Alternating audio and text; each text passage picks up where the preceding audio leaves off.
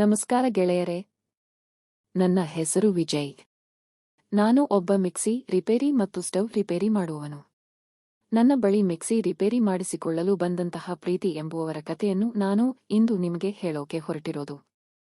ಈ ಕತೆ ತುಂಬಾ ಚೆನ್ನಾಗಿದೆ, ದಯವಿಟ್ಟು ಪೂರ್ತಿಯಾಗಿ ಕೇಳಿ. ನಾನು ವಿಜಯ್ ಮಿಕ್ಸಿ ರಿಪೇರಿ ಮಾಡಿಕೊಂಡು ಊರೂರಿಗೆ ಹೋಗ್ತಾ ಇದ್ದೆ.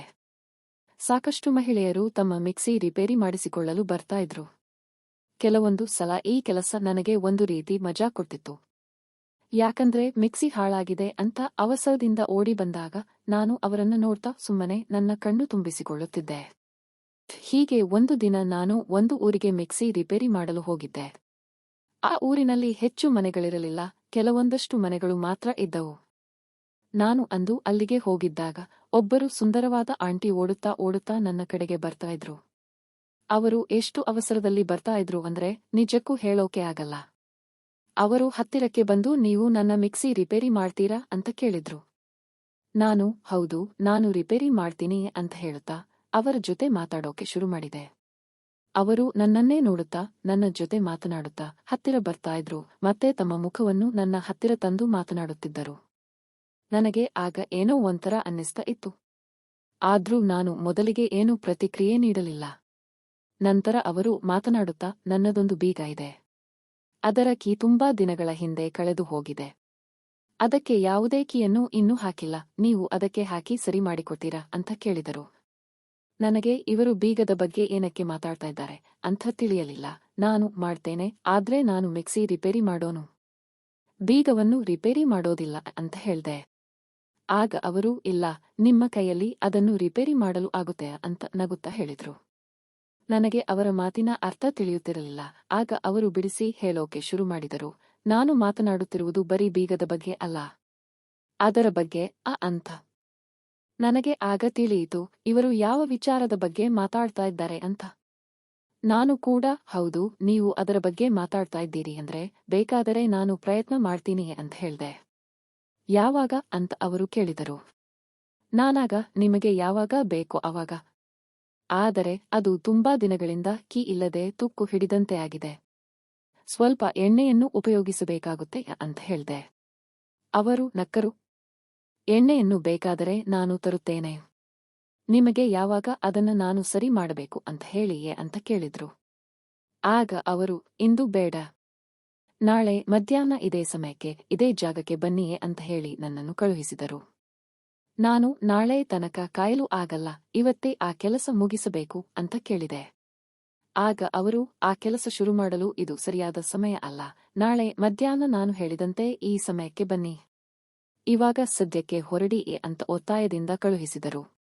ನಾನು ಸರಿ ಆಯ್ತು, ನಾಳೆ ಬರ್ತೀನಿ ಅಂತ ನನ್ನ ಗಾಡಿಯನ್ನು ತೆಗೆದುಕೊಂಡು ಮನೆಗೆ ಬಂದು ನಾಳೆ ಮಧ್ಯಾಹ್ನ ಯಾವಾಗ ಆಗುತ್ತದೆ ಅಂತ ಕಾಯುತ್ತಿದ್ದೆ. ನಾನು ಆ ಕೆಲಸಕ್ಕೆ ಬೇಕಾದ ಎಣ್ಣೆಯನ್ನ ರೆಡಿ ಮಾಡಿಕೊಂಡು ಅವರು ಹೇಳಿದ ಸಮಯಕ್ಕೆ ಅವರ ಮನೆಗೆ ಹೋದೆ. ಅಲ್ಲಿ ಹೋಗಿ ನೋಡಿದರೆ ಅವರು ತುಂಬಾ ಚೆನ್ನಾಗಿ ರೆಡಿಯಾಗಿ ನಿಂತುಕೊಂಡಿದ್ದರು. ನಾನು ಹೋಗುತ್ತಿದ್ದಂತೆ ಮನೆ ಒಳಗೆ ಬನ್ನಿಯೇ ಅಂತ ಕರೆದರು. ಒಳಗೆ ಹೋದ ಕೂಡಲೇ ನಾನು, ಎಲ್ಲಿ ಅದು, ನಾನು ಅದನ್ನು ಈಗಲೇ ನೋಡಬೇಕು ಅಂತ ಅವಸರ ಮಾಡಿದೆ. ಆಗ ಅವರು, ಅವಸರ ಮಾಡಬೇಡಿ, ಸ್ವಲ್ಪ ಸಮಾಧಾನದಿಂದ ಇರಿಯೇ ಅಂದ್ರು. ಇಲ್ಲ, ನಾನು ಆ ಕೆಲಸ ಈಗಲೇ ಶುರು ಮಾಡಬೇಕು ಅಂತ ಹೇಳಿದಾಗ ಅವರು, ಆ ಕೆಲಸವನ್ನು ನಿಮ್ಮ ಕೈಯಿಂದಲೇ ಶುರು ಮಾಡಿಸಬೇಕು ಅಂತ ತುಂಬಾ ಆಸೆಯಿದೆ, ಆದ್ರೆ ಅವಸರ ಮಾಡಿ ಅದು ಬೇಗ ಮುಗಿದು ಹೋಗುತ್ತೆ, ಹಾಗಾಗಿ ಸ್ವಲ್ಪ ಸಮಾಧಾನದಿಂದ ಇರಿ, ನಾನು ನಿಮಗೆ ತಂಪು ಪಾನೀಯ ಕೊಡ್ತೀನಿ, ಮೊದಲು ಅದನ್ನು ಕುಡಿಯಿರಿ ಅಂದ್ರು. ನಾನು ಸರಿ ಅಂತ ಅವರು ತಂದುಕೊಟ್ಟ ತಂಪು ಪಾನೀಯ ಕುಡಿದು ಮೊದಲು ಸುಮ್ಮನೆ ಕುಳಿತುಕೊಂಡೆ. ಅವರು ಮೊದಲು ಆ ಕೆಲಸವನ್ನು ಶುರು ಮಾಡುವ ಮೊದಲು ಸ್ವಲ್ಪ ಪರಿಚಯವನ್ನು ಮಾಡಿಕೊಳ್ಳೋಣ ಅಂದ್ರು. ನಾನಾಗ, ಅಯ್ಯೋ, ಈಗ ಅದೆಲ್ಲ ಬೇಡ, ಬೇಗ ಕೆಲಸ ಶುರು ಮಾಡೋಣ ಅಂತ ಹೇಳ್ದೆ. ಅವರು ನನಗೆ ಮೊದಲು ಈ ರೀತಿ ಮಾತನಾಡಿಕೊಂಡು ಆಮೇಲೆ ಕೆಲಸ ಶುರು ಮಾಡಿದರೆ ಸ್ವಲ್ಪ ಮಜಾ ಸಿಗುತ್ತದೆ ಅಂದ್ರು.